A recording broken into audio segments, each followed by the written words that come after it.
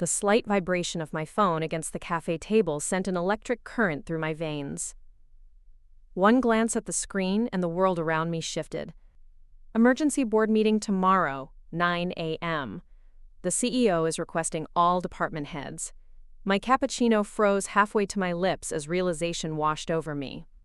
After 7 years of shadows, tomorrow they would finally see me, not as the insignificant IT support specialist they'd dismissed, but as the secret majority shareholder who had been guiding their company from behind the scenes. Before we jump back in, tell us where you're tuning in from, and if this story touches you, make sure you're subscribed, because tomorrow I've saved something extra special for you. Everything all right, dear? My mother's voice pulled me back to our family brunch, her practiced concern barely masking the disappointment that had become her default expression whenever we spoke about my career. Around us, the upscale restaurant buzzed with Sunday energy, the perfect backdrop for another round of, "Why can't you be more like your sister?" "I'm fine," I replied, tucking my phone away. "Just work stuff." "Work stuff?" my sister Vanessa echoed with a theatrical eye roll. "Still fixing computers for minimum wage, Emma?"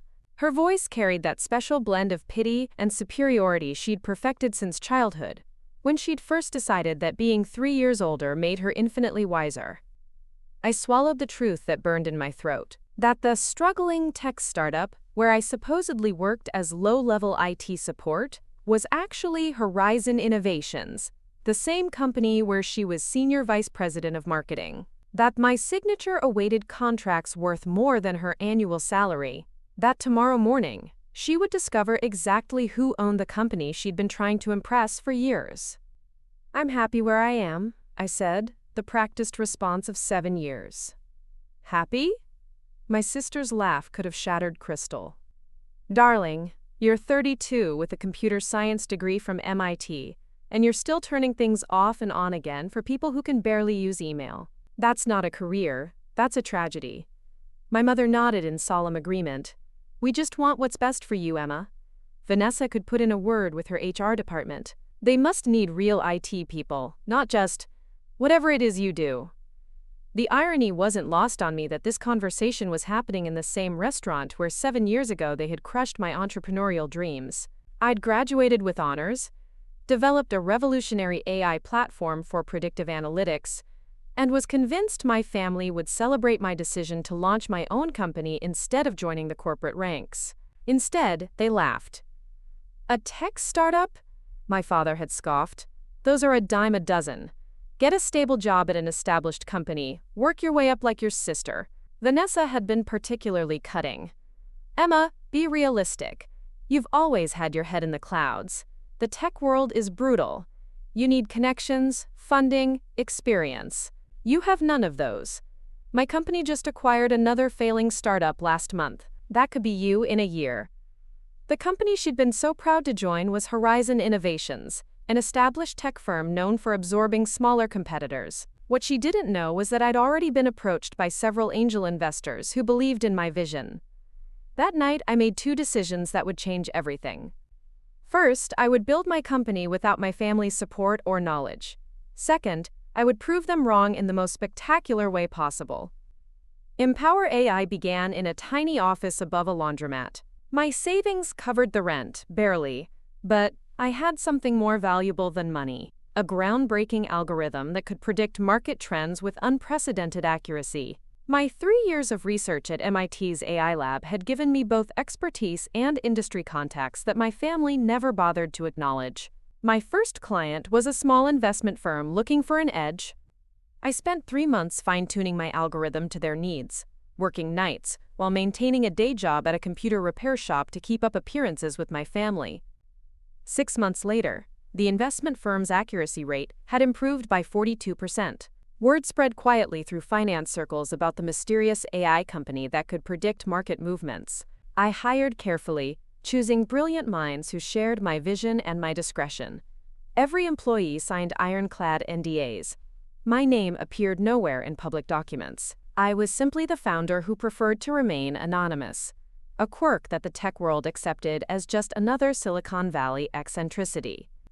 As Empower AI grew, I maintained my cover as a struggling IT support specialist.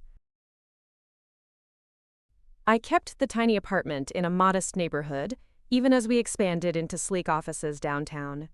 When family members asked about my job, I described tedious troubleshooting tasks, watching their eyes glaze over with disinterest or fill with pity. The deception wasn't just about pride. It was strategy.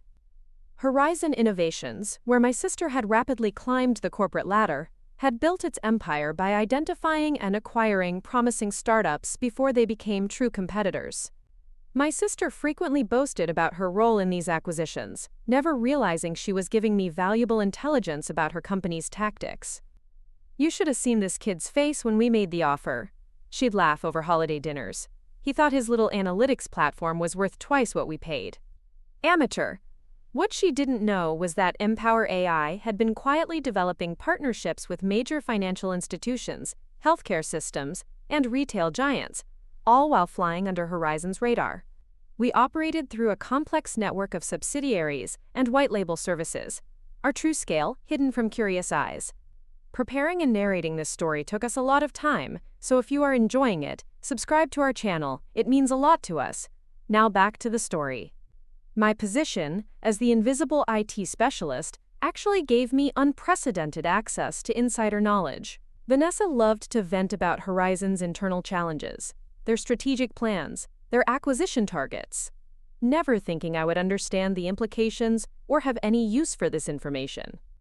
"We're pivoting to healthcare analytics next quarter," she'd mention casually while I fixed her personal laptop during a family visit. "The CEO thinks there's untapped potential there." That casual comment had given Empower AI a 6-month head start on developing healthcare-specific algorithms, allowing us to secure partnerships with 3 major hospital systems before Horizon even entered the market. Now, 7 years later, Empower AI was a powerhouse in the predictive analytics industry. We had offices in 5 cities, clients across multiple sectors, and a valuation that would make even the most jaded venture capitalist take notice. And still, not one of my condescending family members had any idea. "More mimosas, ladies?" The waiter's voice pulled me back to the present. "None for Emma," Vanessa said with a smirk. "She has to keep a clear head for all those password resets tomorrow." I accepted another mimosa with a practiced smile. "Speaking of work, how's that healthcare initiative going?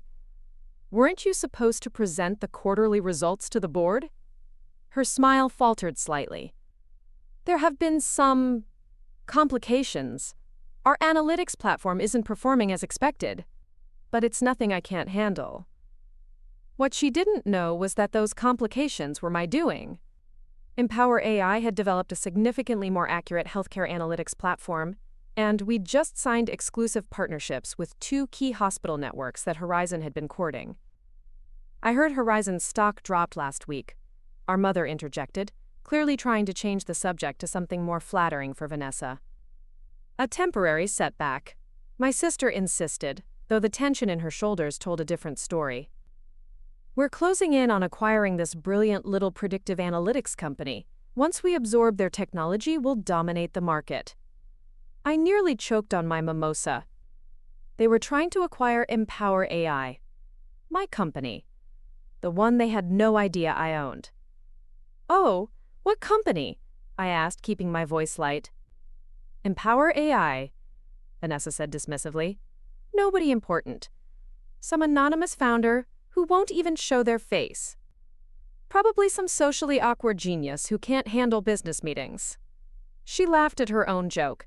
"The board meeting tomorrow is to finalize our acquisition strategy. We're going hostile if necessary." I finished my drink, already planning what I would wear to tomorrow's meeting. Something exactly like what I was in their minds, invisible until I chose to be seen. The next morning, I stood in the elevator ascending to Horizon's executive floor. Gone was the casual outfit my family associated with their underachieving daughter. Today, I wore a tailored Armani suit in deep charcoal, power heels, and the quiet confidence of someone who knew exactly how the day would unfold. My assistant, Tyler, waited at... I'm sure she is. I checked my reflection in a glass wall. Perfect. Is everyone else in position? Yes. Our legal team is standing by. The board members who support us are prepared. and the press release is drafted for either outcome.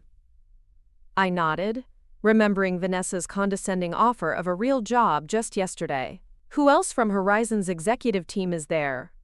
The CEO, CFO, and your sister representing marketing. The head of their analytics division looks particularly nervous. A perfect audience. I checked my watch. 8:57 a.m. Has my identity been revealed to anyone yet? Tyler's grin widened. No. As far as they know, they're meeting with Empower's legal representatives to discuss a potential friendly acquisition. The anonymous founder is still anonymous. I almost laughed. For 7 years I'd played the role of the struggling IT specialist whenever I visited Vanessa at work. They never looked closely at the quiet woman in casual clothes who occasionally fixed their computers. It had been the perfect cover. Give me 2 minutes, I said. Then bring in the contracts. I could hear voices through the conference room's heavy doors.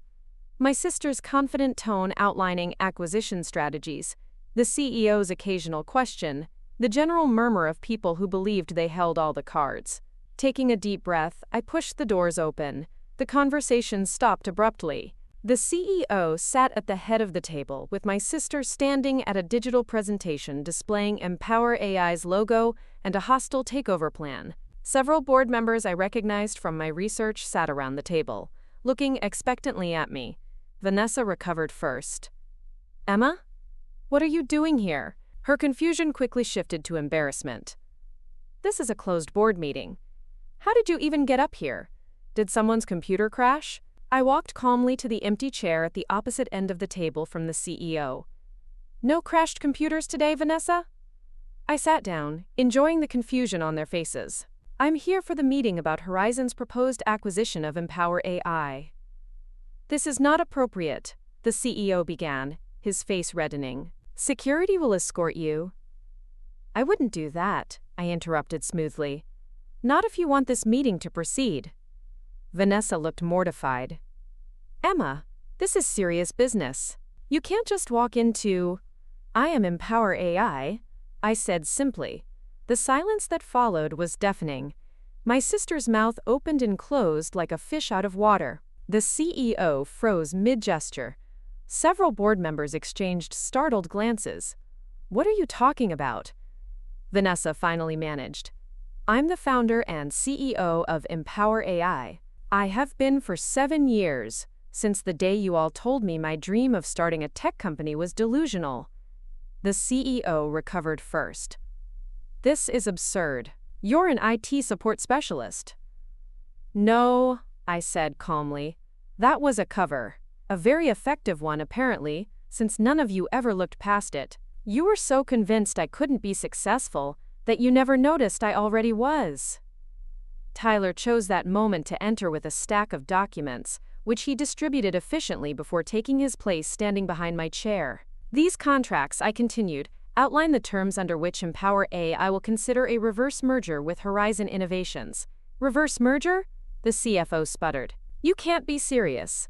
Completely serious, I replied, pulling out my phone and projecting Empower's financial statements onto the wall screen, conveniently replacing Vanessa's takeover presentation. Empower AI currently has a market valuation, 7 times that of Horizon. We have a 96% client retention rate, partnerships with 42 Fortune 500 companies, and proprietary algorithms that are years ahead of your analytics platform. I smiled at my stunned sister. Does that look like something you can acquire in a hostile takeover?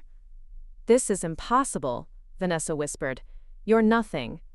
You fix computers. That's exactly what you were meant to think. I turned to the board members. Would anyone like me to explain why Empower's healthcare analytics platform has been consistently outperforming Horizon's attempts over the past year? The CEO glanced at the financial projections still displayed on the screen, his business instincts clearly warring with his disbelief. You're claiming that you, the sister of our SVP, have been running our main competitor while pretending to be an IT support person? Not claiming. Proving. I began listing accomplishments on my fingers. The Nightingale Hospital Network that declined your partnership offer last quarter? They signed with us. The predictive retail algorithm that increased Monarch Stores' revenue by 34%? That was us. The financial analytics platform that 3 of your clients switched to last year? Also us. Vanessa had gone, "You've been deliberately sabotaging my career." "No," I corrected. "I've been building my company." The fact that it occasionally interfered with Horizon's plans was just an interesting coincidence. Though I will admit, your habit of oversharing confidential company information at family dinners did give me certain insights. "This is corporate espionage," the CFO declared, standing up. "I'd be careful with accusations," I replied calmly. "Everything I learned came from casual conversations with my sister, who volunteered information without any prompting. I never accessed Horizon's systems, never misrepresented myself to your clients, never broke any laws or contracts. I simply built a better product." Tyler stepped forward with another document. "This is a summary of Empower's current market position and liquid assets. You'll note that we're now in a position to acquire controlling interest in Horizon through stock purchase, if we choose to go that route instead of a merger." The room erupted in chaos. Vanessa had collapsed into a chair, staring at me with a mixture of shock and betrayal. The CEO was frantically reading through the documents. Several board members were already whispering among themselves, clearly calculating which outcome would benefit them most. "This is blackmail," Vanessa finally said. "No," I replied quietly. "This is business, the kind you told me I'd never be capable of understanding." I stood up, smoothing my jacket. "You have until 5 p.m. today to review the merger terms. They're fair and would create a combined entity stronger than either company alone. If you decline, Empower will begin purchasing Horizon stock tomorrow morning and proceed with a traditional acquisition." I headed for the door, then paused. "Oh, and Vanessa? That brilliant little analytics company you were so eager to absorb? Turns out it's not so little after all." The door closed behind me on their stunned faces. In the privacy of the elevator, I finally allowed myself a moment to process what had just happened. 7 years of careful deception, of playing the underachiever, had led to this perfect moment of revelation. Tyler joined me, his expression both proud and amused. Was it worth the wait? I thought about all the dismissive comments, the condescending advice, the pitying looks from my family, especially Vanessa, every time my career came up in conversation. Every single moment when they'd assumed my silence meant failure rather than strategic patience. Every second. I replied as the elevator doors opened to the lobby, where a car waited to take me back to Empower's headquarters. And this is just the beginning. The next 48 hours were exactly what you'd expect when a family built on appearances and professional hierarchies suddenly discovers they're not at the top of the food chain anymore. The messages started pouring in almost immediately after I left the boardroom.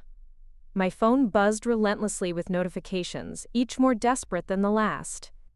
"Emma, we need to talk. This isn't how families should treat each other."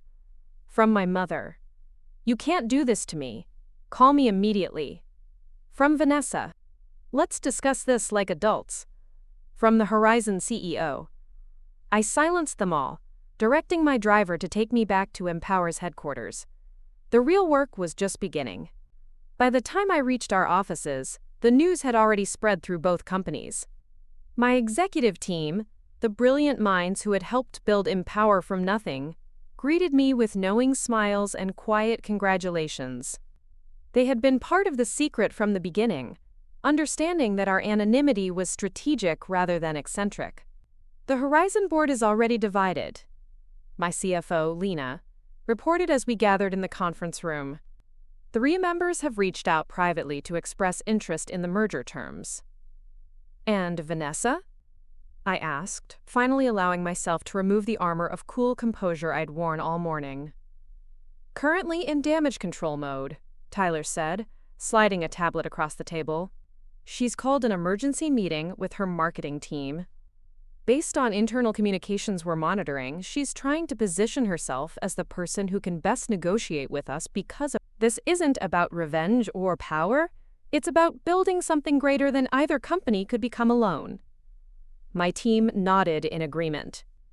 They understood my vision had always been about innovation, not domination. The next few hours were a flurry of activity, preparing press statements, refining merger details, reassuring our major clients that the potential changes would only enhance our services. At 3:47 p.m., just over 2 hours before our deadline, Horizon's CEO requested a private meeting. I agreed to see him at Empower's headquarters. Neutral ground no longer existed between our companies. He arrived alone, looking both impressed and unsettled by the sleek modernity of our offices. I received him in my private office, a space designed to reflect both power and purpose. Glass walls offering transparency, cutting-edge technology demonstrating innovation, and subtle touches of warmth showing humanity. "I admit, I underestimated you," he said after declining coffee. Richard Matthews had the reputation of a shrewd businessman who rarely admitted mistakes. That he did so now spoke volumes about Horizon's position. "Most people do," I replied simply. "It's been both my greatest frustration and my most effective strategy." He nodded slowly.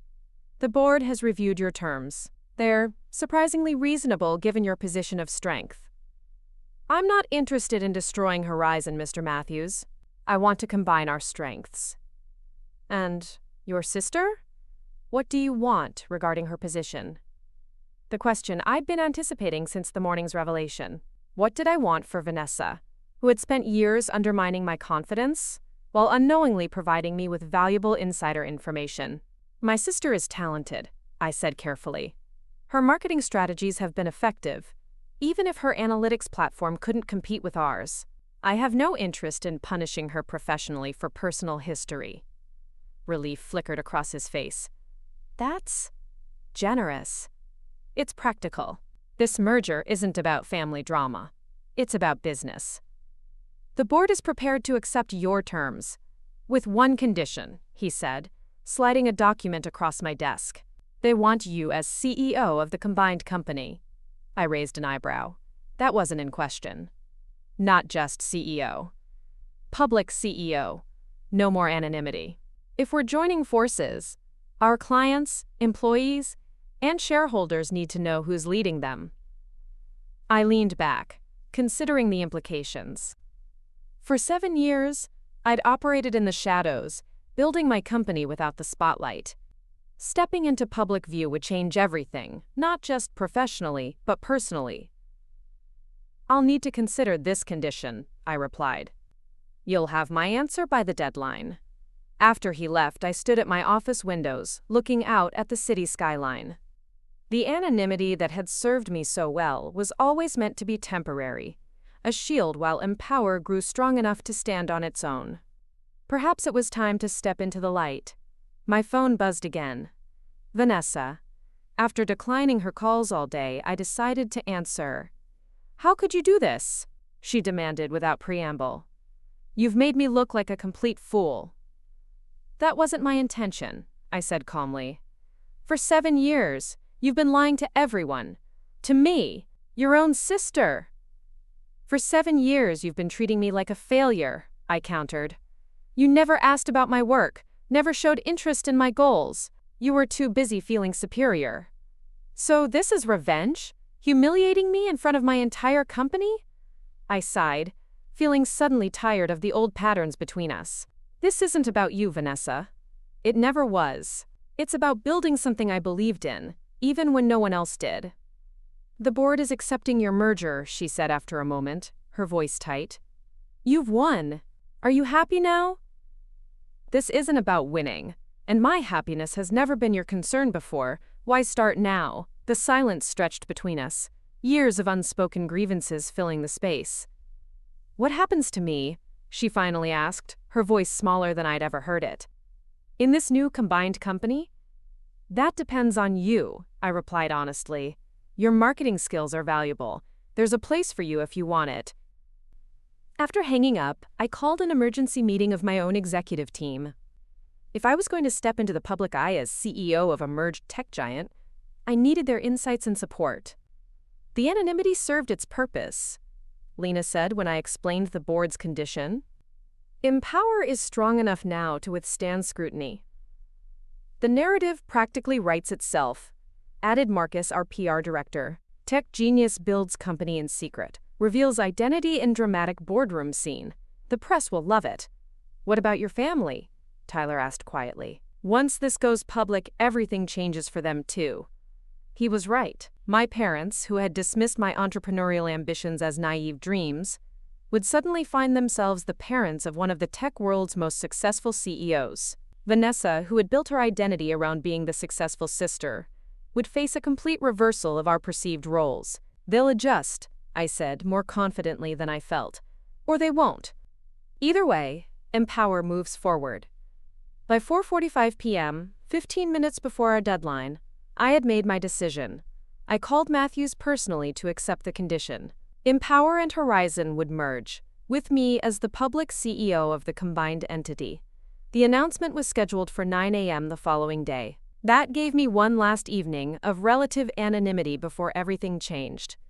I expected to spend it preparing, reviewing statements, planning my first public appearance as CEO. Instead, I found myself driving to my parents' house, feeling a strange mixture of apprehension and resolution.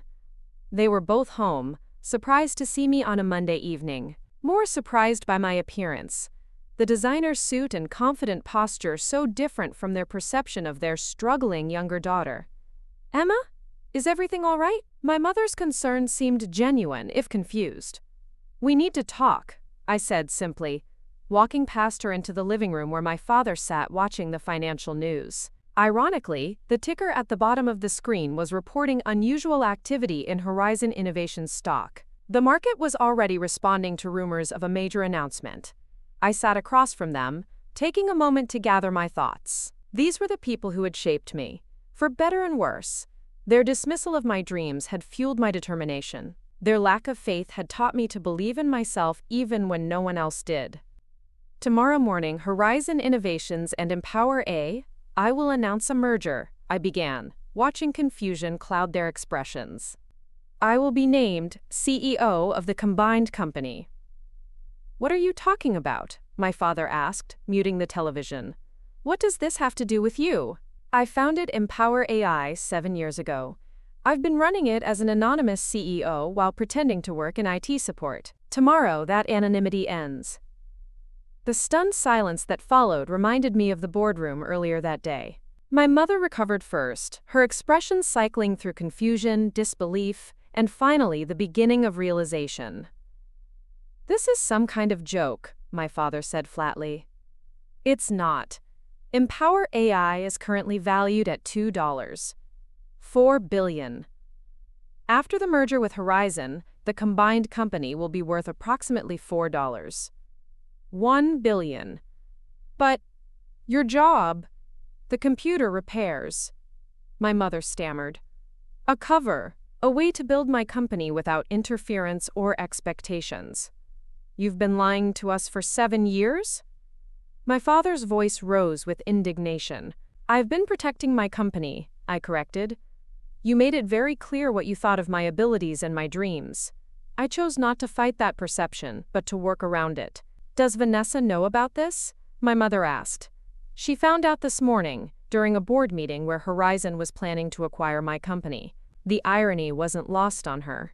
My father stood abruptly, pacing the room as he processed this revelation. All this time, when we were worried about your future, trying to help you find a better job. You weren't worried about my future, I said quietly but firmly. You were worried about appearances. About having a daughter who didn't fit your definition of success. That's not fair, my mother protested. Isn't it? When was the last time either of you asked me if I was happy in my work?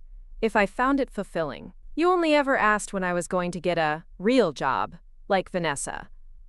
The uncomfortable truth hung in the air between us. My parents exchanged glances, perhaps seeing their behavior through new eyes. Why tell us now? My father finally asked.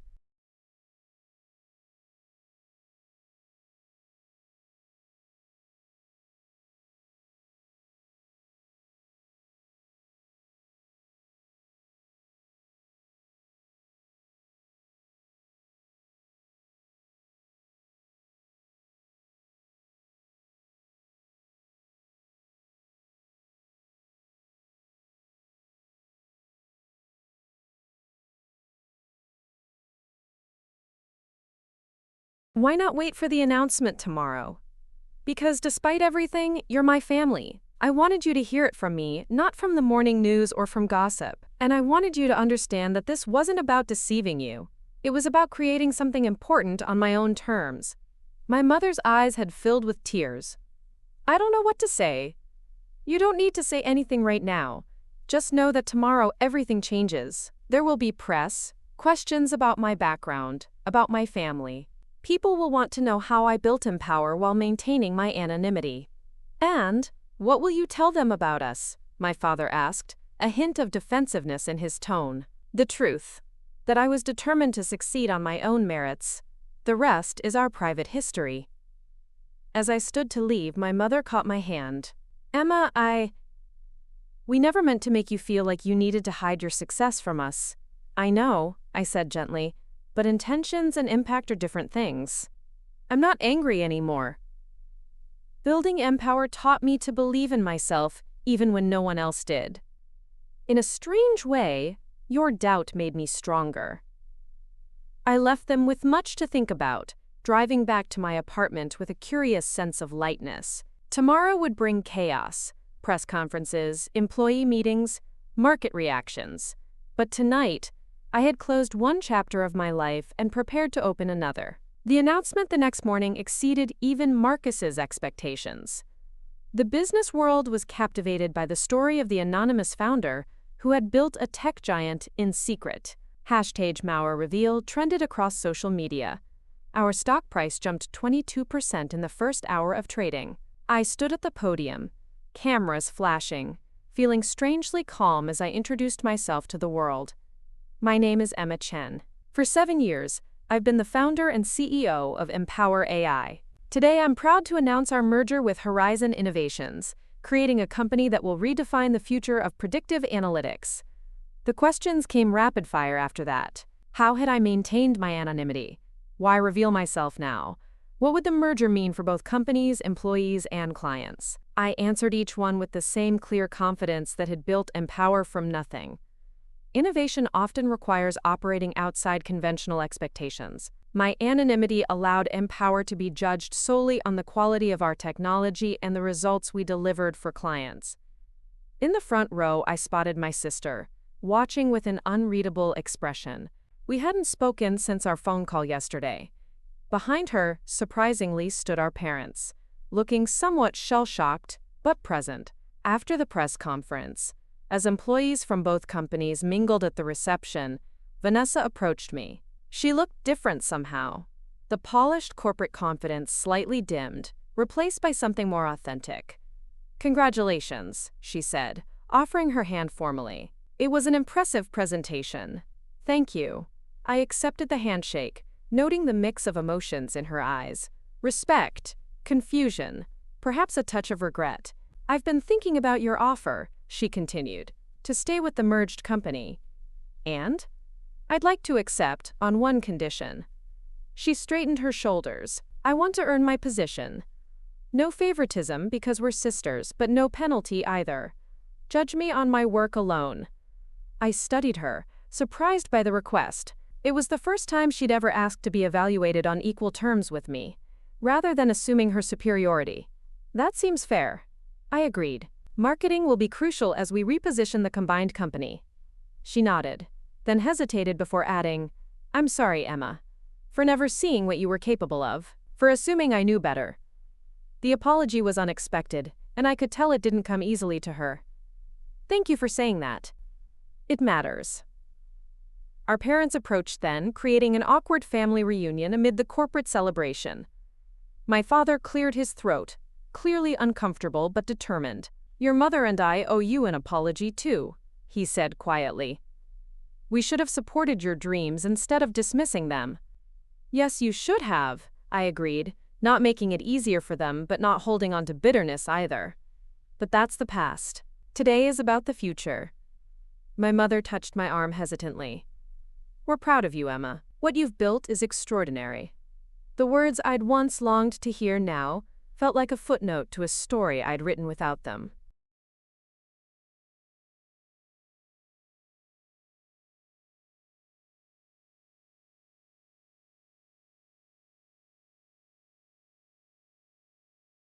Still, I nodded in acknowledgement. Thank you. As the reception continued around us, I felt a strange sense of completion. The secret that had defined 7 years of my life was now public knowledge. The family dynamics that had shaped my determination were shifting into something new. Later that evening, alone in my office overlooking the city, I reflected on the journey that had brought me here. The tiny office above the laundromat. The late nights coding while my family thought I was struggling to make rent. The strategic patience of building something revolutionary while appearing ordinary. Tyler knocked on my door, bringing in the evening news summaries. "Your front page everywhere," he said with a grin. The mysterious CEO reveals herself. "Not so mysterious anymore," I replied, scanning the headlines. "Will you miss it? The anonymity?" I considered the question seriously. Parts of it. There was freedom in being underestimated. But there's power in being seen for who you really are. He nodded, understanding as always. The board meeting is scheduled for tomorrow at 9 a.m., the first official day of the merged company. With one significant difference, I smiled. This time, everyone will know exactly who's in charge when I walk into the room. As Tyler left, I turned back to the window, watching the city lights glimmer against the darkening sky. Tomorrow would bring new challenges, integrating two company cultures, navigating family complications, stepping into a public role after years in the shadows. But tonight, I savored the knowledge that I had built something extraordinary on my own terms, proving that sometimes the most powerful position isn't at the head of the table where everyone can see you. It's in the shadows, working steadily toward a vision that only you can see. Until you're ready to step into the light, on your own terms, and show the world exactly what you're capable of. The morning of the first official board meeting for the newly merged company dawned with a crystalline clarity that matched my state of mind. I stood before the floor-to-ceiling windows of my penthouse apartment, watching the sun illuminate the city skyline, a view I'd purchased years ago but rarely mentioned to anyone. Today would set the foundation for everything that followed, and I was determined to establish the right tone from the beginning. My phone had been buzzing relentlessly since yesterday's announcement. Former professors from MIT reaching out with congratulations. Old classmates suddenly remembering our special connection. Business publications requesting exclusive interviews. Even my high school principal had somehow obtained my private email to express how proud the school was of my achievements. It was fascinating how success rewrote history in people's minds. The same ideas that had been dismissed as unrealistic were now being described as visionary. The same determination that had been labeled as stubbornness was now perseverance. The narrative was shifting, not because I had changed, but because the world's perception of me had. I dressed with deliberate care, a custom midnight blue suit that projected authority without intimidation, subtle jewelry that signaled confidence without ostentation. The woman in the mirror looked exactly like what she was, a CEO who had built her empire from nothing but her own brilliance and determination.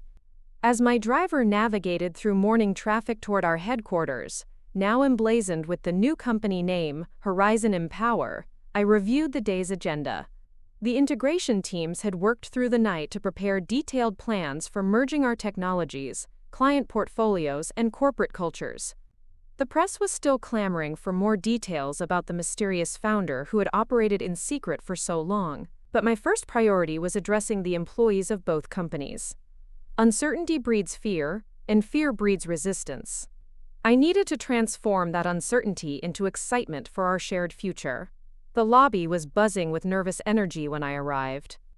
Employees from both companies stood in separate clusters, eyeing each other with the wariness of rival tribes suddenly forced to share territory.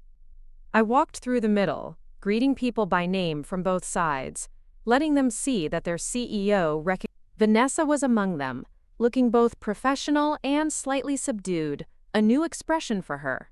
She had spent the night reviewing marketing integration plans, proving her commitment to earning her place in the new organization. "The board is assembled," Tyler reported. And we have over 200 employees, either in the auditorium or connected remotely for the all-hands. I nodded, surveying the faces around me, some familiar, some new, all watching me with varying degrees of curiosity and apprehension. Before we address either group, I want to be clear about our path forward. This isn't about Empower absorbing Horizon or vice versa. This is about creating something greater than either company could become alone. There are already rumors about massive layoffs, said Robert, Horizon's former CTO, now our head of innovation. People are scared. We'll address that immediately, I assured him. Our growth plans require more talent, not less. There will be reorganization, but our goal is retention and optimization. And the technology integration? Asked Lena.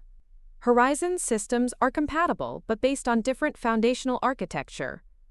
That's our advantage, not our challenge, I replied. We built different solutions to similar problems. Combined, we have multiple approaches to draw from, rather than being locked into a single methodology. After addressing a few more concerns, we moved as a unified team to the boardroom. The atmosphere there was distinctly different, more tension, more skepticism, more calculation of individual gain and loss in the new power structure. I took my place at the head of the table, the position that had once belonged to Richard Matthews, Horizon's former CEO, who now sat midway down as our new Chief Strategy Officer. He nodded slightly, acknowledging the shifted dynamic with more grace than many would have managed. Good morning, I began, not bothering with lengthy introductions. You've all reviewed the integration plans. Before we discuss them, I want to address the questions I know you're asking. Why the secrecy for 7 years? Why reveal myself now? And most importantly, what does this mean for the company's future? I paused, making eye contact with each board member. I built Empower in secret because innovation thrives outside the spotlight. While competitors were chasing headlines and investor attention, we focused exclusively on developing superior technology and delivering exceptional results for our clients. Anonymity was never the goal. It was simply a tool that served our purpose. A board member from the Horizon side, a venture capitalist with a reputation for aggressive tactics, leaned forward. And the personal element? The fact that you maintained this deception within your own family?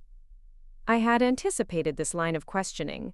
The personal angle was irresistible to those looking for drama rather than substance. My professional decisions were never about family dynamics, I replied evenly. They were about creating optimal conditions for innovation and growth. The result speaks for itself. A company valued at $2.4 billion built in 7 years with minimal outside investment. And your sister's position? Asked another board member, glancing at Vanessa, who sat straight-backed and expressionless near the middle of the table. Every executive in this company holds their position based on merit and contribution, I stated firmly. Family connections provide neither advantage nor disadvantage. Ms. Chen's marketing expertise will be valuable as we reposition the combined entity in the marketplace. I turned the conversation to the integration plans, moving efficiently through the agenda items. The board raised concerns, asked questions, and eventually approved our proposed direction with only minor modifications. By the time we adjourned for the all-hands meeting, even the most skeptical members seemed cautiously optimistic about our prospects. The auditorium fell silent as I walked onto the stage. Over 1,000 employees watched in person or via video feed, their faces reflecting the human impact of corporate decisions that too often get reduced to spreadsheets and strategy documents. Yesterday, many of you learned something surprising. I began, my voice carrying clearly through the space. Some of you discovered that your CEO had been operating anonymously for 7 years. Others learned that your company was merging with a competitor, led by someone you'd never heard of before. All of you are wondering what this means for your future. I moved away from the podium, preferring to address them directly rather than from behind a barrier. Let me start with what isn't changing. Our commitment to innovation, to ethical business practices, and to the well-being of the people who make our success possible. What is changing is our capacity to deliver on those commitments.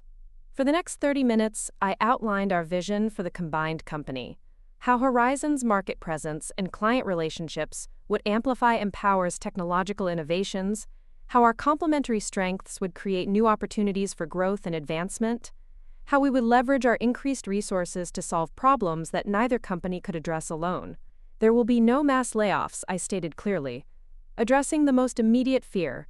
Our integration will involve restructuring, but our plans for expansion mean we need more talent, not less.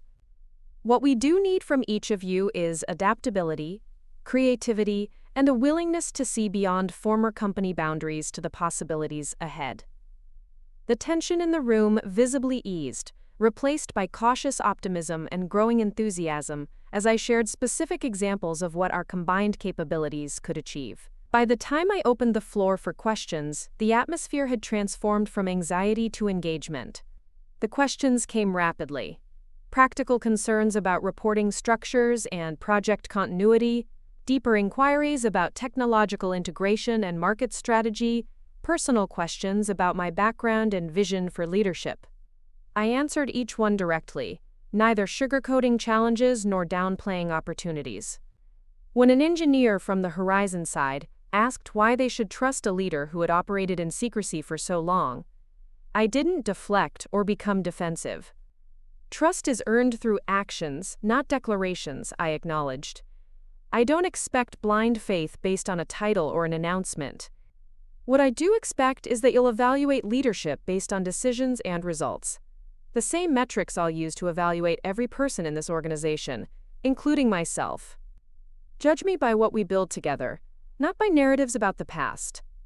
As the meeting concluded, the employees rose in spontaneous applause, not the polite corporate kind, but the genuine response to feeling heard and valued.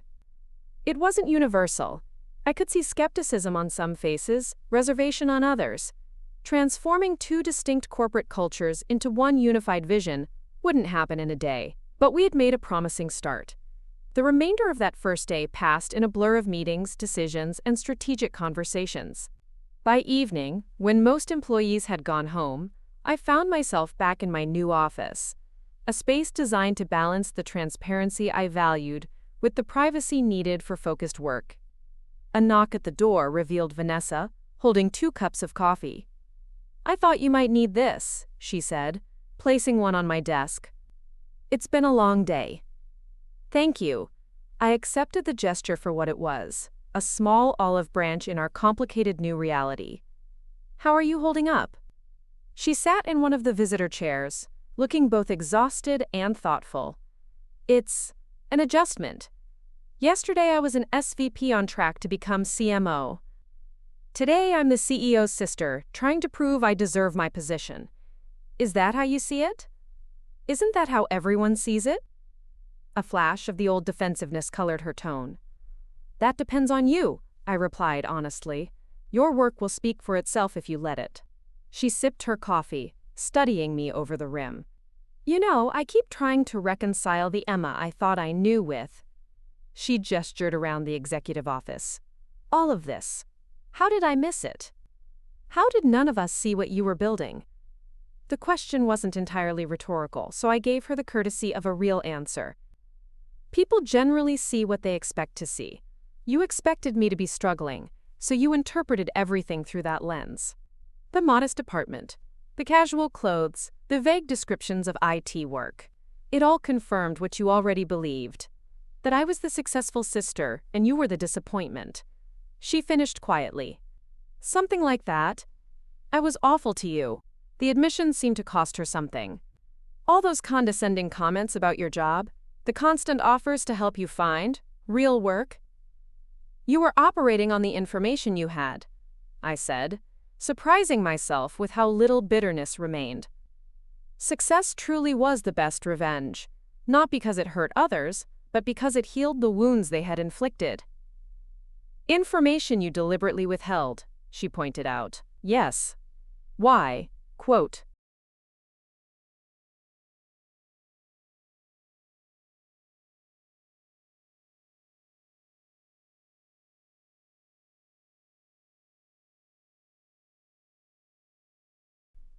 The simple question contained layers of hurt and confusion. "Why not tell me at least? We're sisters." I considered her carefully. "Would you have kept it secret? Would you have resisted the urge to offer advice? To help? Me run my company. Would you have treated me as an equal rather than your little sister playing at business? Her silence was answer enough. I needed the freedom to succeed or fail on my own terms. I continued gently. Without family expectations, without comparisons, without well-meaning interference. And now? What happens to us now? The question wasn't about our professional relationship, but our personal one. That's up to us, I said. We can build something new based on who we actually are, not who we thought each other to be. It won't happen overnight, but if we're both willing to try. She nodded slowly. I'd like that.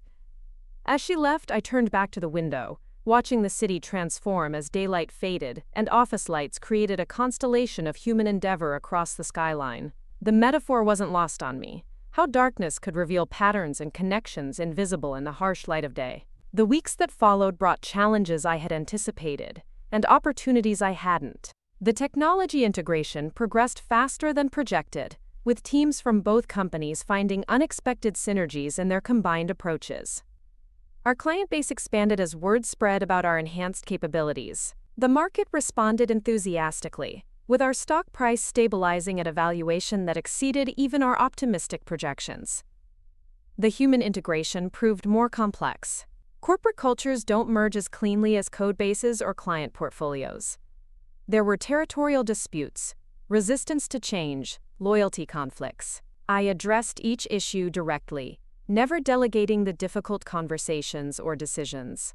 3 months after the merger announcement, I stood on another stage, this time accepting the Innovation Leadership Award at the annual Tech Visionaries Gala. The irony wasn't lost on me that this was the same event where, 4 years earlier, Vanessa had received the Rising Star in Marketing Award while I sat anonymously in the audience, applauding my sister's success while keeping my own hidden. Innovation doesn't follow conventional paths, I told the assembled industry leaders. Sometimes it requires working outside established systems. Sometimes it means being underestimated. Sometimes it means building in silence until your creation is strong enough to speak for itself.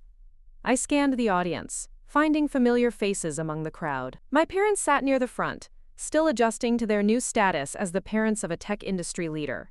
Vanessa was there too, seated with our combined marketing team, watching with an expression that held pride rather than envy. But the greatest innovations don't come from solitary genius, I continued.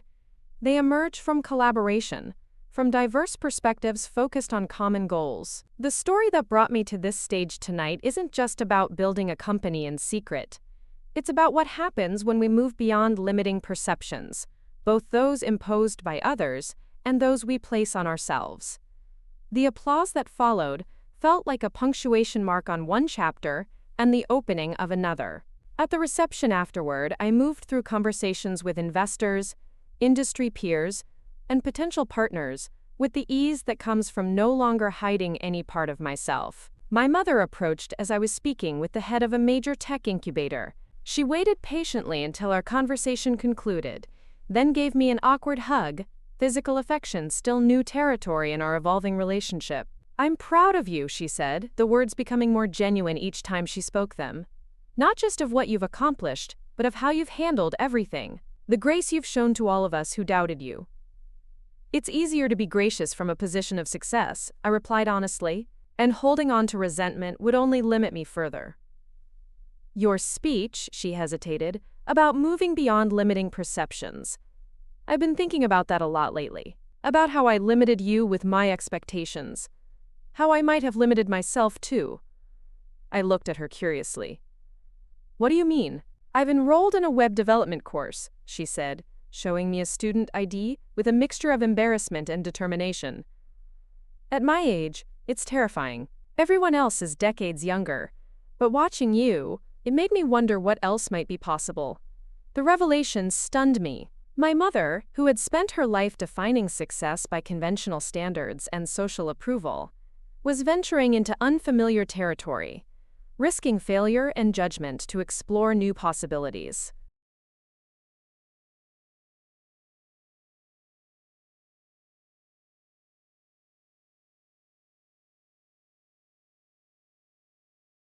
That's wonderful, I said, meaning it completely. I may fail spectacularly, she admitted with a small laugh, but I think I'd rather try than spend the rest of my life wondering. As she moved away to join my father, I felt a shift in my understanding of legacy. Perhaps the most significant impact of my journey wasn't the company I'd built or the technologies we developed, but the permission it gave others to reimagine their own potential. Later that evening, I returned to my office to prepare for an early meeting with international partners. The city glittered below, millions of individual lights combining to create something greater than their individual illumination. Much like the company we were building, individual talents united in common purpose. My phone buzzed with a notification. A young woman had posted on social media about how the story of Empower's founding had inspired her to persist with her own startup despite discouragement from family and professors. If Emma Chen could build a billion-dollar company while everyone thought she was just fixing computers, I can build mine even when no one believes in my vision. I smiled at the simple truth that had emerged from my complicated journey.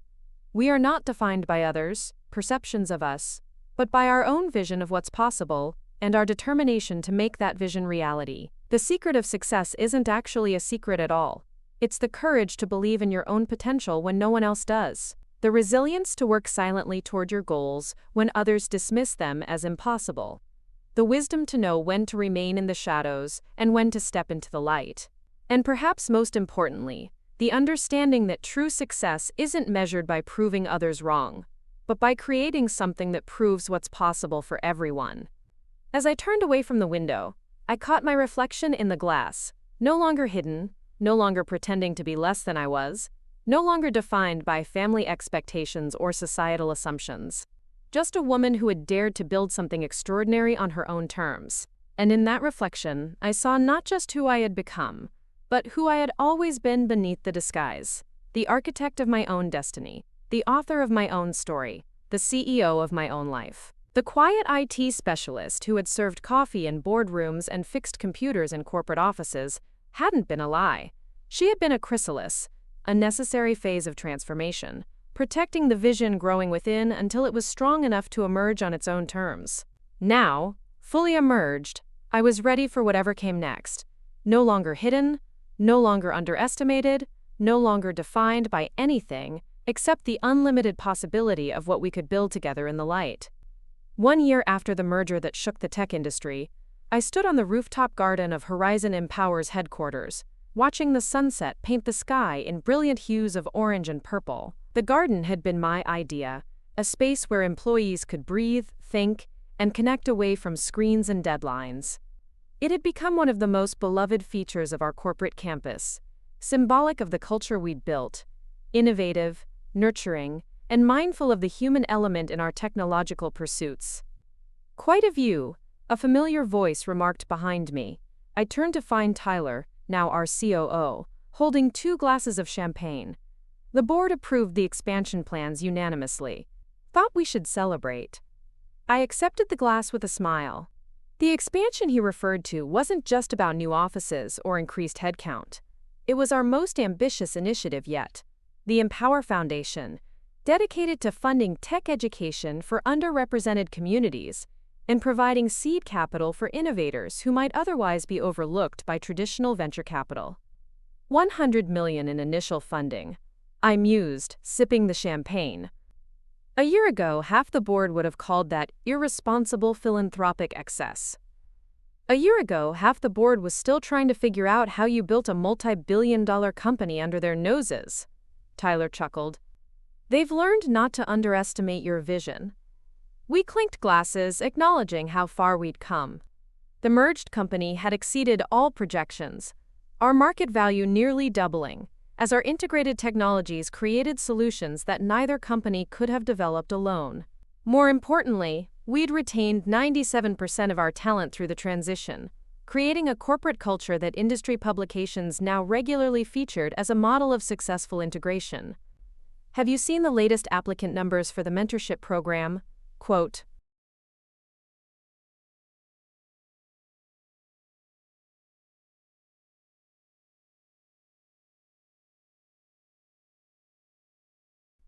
Tyler asked. Over 15,000. I nodded. For 500 spots. The program had been Vanessa's brainchild, Surprisingly enough, 6 months after the merger, she'd approached me with a comprehensive proposal for identifying and nurturing promising tech talent from non-traditional backgrounds. People like me.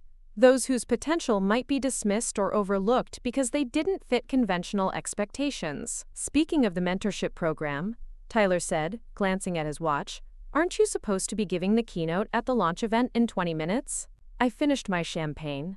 I've got time. The auditorium is just downstairs." He raised an eyebrow. "You're cutting it close for someone who's usually an hour early to everything." I needed a moment to reflect, I admitted. Today feels significant. As I headed toward the elevator, my phone buzzed with a message from Vanessa. "Auditorium at capacity. Standing room only. Even mom and dad are here. No pressure." I smiled at the easy camaraderie that had developed between us over the past year. The transition hadn't been seamless. We'd had heated arguments, painful conversations, moments when old patterns threatened to reassert themselves. But we'd pushed through, gradually replacing competition with collaboration, resentment with respect. The elevator doors opened onto the main floor, where the auditorium entrance was already crowded with attendees. I slipped in through a side door, taking a moment backstage to collect my thoughts before Vanessa introduced me. Through a gap in the curtains, I could see the diverse audience: current employees, program applicants, industry partners, media representatives. In the front row sat my parents, looking both proud and slightly overwhelmed by their daughter's public prominence. Next to them was a group of young women from the Girls Who Code chapter we sponsored, their eager expressions reminding me why tonight's initiative mattered so much. "Change the way we think about leadership, innovation, and potential," Vanessa was saying from the podium. But perhaps her greatest contribution isn't the technology she's developed or the company she's built, but the possibilities she's opened for others by refusing to accept arbitrary limitations. "Please welcome our CEO and my sister, Emma Chen." The applause as I took the stage was enthusiastic, but I wasn't there for adulation. I was there to expand the path I'd forged, to make it wider and more accessible for those coming after me. "Thank you for that generous introduction," I began, exchanging a warm glance with Vanessa as she took her seat. "Today we're launching more than a mentorship program or a foundation. We're creating a new approach to identifying and nurturing potential, one that looks beyond traditional credentials and conventional success markers to recognize raw talent, determination, and innovative thinking wherever it exists." I paused, looking out at the eager faces before me. Many of you know my story, how I built Empower AI while pretending to be a struggling IT support specialist. It makes for a dramatic narrative, but the reality was more complex and far less glamorous. It meant years of working double shifts, of hearing my capabilities dismissed, of watching others receive recognition while I worked in obscurity. Moving away from the podium, I continued with greater intimacy. I don't share this because I want admiration for the challenges I overcame. I share it because I want you to understand why the Empower Foundation exists. No one should have to hide their brilliance because others can't see past their preconceptions. No one should lose opportunities because they don't fit a narrow definition of what success looks like or what path it should follow. For the next 20 minutes, I outlined the Foundation's 3 core initiatives: educational grants for students from underrepresented backgrounds, seed funding for innovative startups led by founders who faced systemic barriers, and the mentorship program that would pair established industry. As I concluded, I noticed my mother wiping away tears, my father sitting straighter with unmistakable pride. Their journey over the past year had been its own form of transformation, from dismissing my choices to championing my vision, from prescribed expectations to open support. The Q&A session that followed was lively, with thoughtful questions about implementation, metrics for success, and how we'd ensure the program reached those who needed it most. I answered each one directly, sharing both our detailed plans and the philosophy behind them. As the formal event concluded and the networking reception began, I found myself surrounded by program applicants, eager to share their stories and ideas. I listened to each one, recognizing in their determination and vision echoes of my own journey. A young woman in a wheelchair described her algorithm for optimizing urban transportation systems for accessibility. A former factory worker explained his innovative approach to supply chain management based on principles he'd observed on the manufacturing floor. A teenager who'd taught herself coding while working night shifts at a convenience store demonstrated an app she'd developed for coordinating community resources. Each conversation reinforced my conviction that traditional pathways excluded far too much talent, that conventional success markers failed to identify some of the most innovative thinkers, that the tech industry, and society at large, was poorer for these artificial limitations. As the reception wound down, I found myself in conversation with Dr. Eliza Washington, a renowned AI ethicist who had agreed to serve on the Foundation's advisory board. "You've created something remarkable here," she observed, gesturing around the room where connections were still being forged, ideas exchanged, possibilities expanded. Not just the company or even the Foundation, but a new narrative about what's possible and who gets to decide. "That's the goal," I acknowledged, "to change the story, not just for me, but for everyone who's been told their path doesn't lead to success." "It won't be easy," she cautioned. "Systems resist change, especially when that change challenges who holds power and how it's distributed." "Nothing worthwhile ever is easy," I replied. "But it's necessary, and now we have the resources and platform to make meaningful impact." As Dr. Washington moved on to another conversation, my parents approached, somewhat hesitant despite our improved relationship over the past year. "We are so proud of you," my mother said, embracing me with genuine warmth, "not just of what you've accomplished, but of what you're trying to do for others."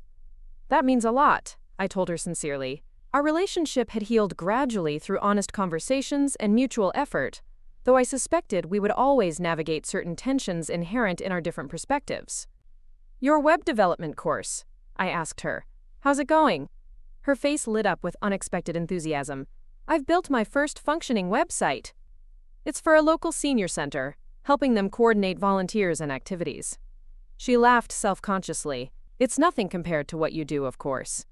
"It's exactly what matters," I corrected her gently. "Using technology to solve real problems for real people. That's the essence of everything we do here, just at a different scale." My father, who had been quietly observing the interaction, finally spoke. "I was wrong about you, Emma. About what you could achieve and how you should achieve it. I'm sorry it took me so long to see it." The simple acknowledgement, offered without qualification or defensive justification, meant more than any praise could have. "Thank you," I said simply.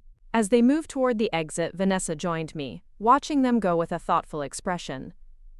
"They're trying," she observed. "It's not always graceful, but they're genuinely trying to understand." "That's all any of us can do," I replied. "Try to grow beyond our limitations, to see more clearly, to do better when we know better." She nodded, then gestured toward the remaining attendees, still engaged in animated conversations. "So, successful launch? Beyond expectations." I agreed, but the real work starts tomorrow, turning these connections and commitments into tangible opportunities and outcomes.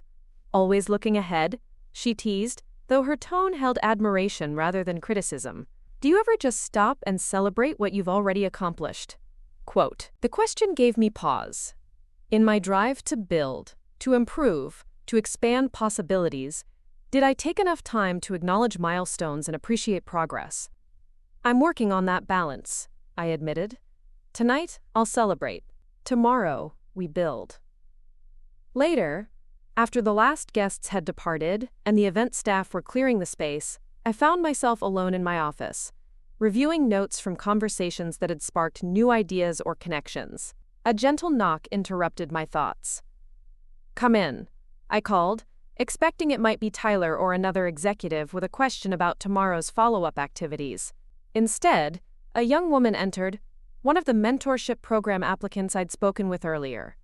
She clutched a tablet to her chest, looking both determined and nervous. "Ms. Chen, I'm sorry to disturb you," she began. "I'm Zoe Watkins.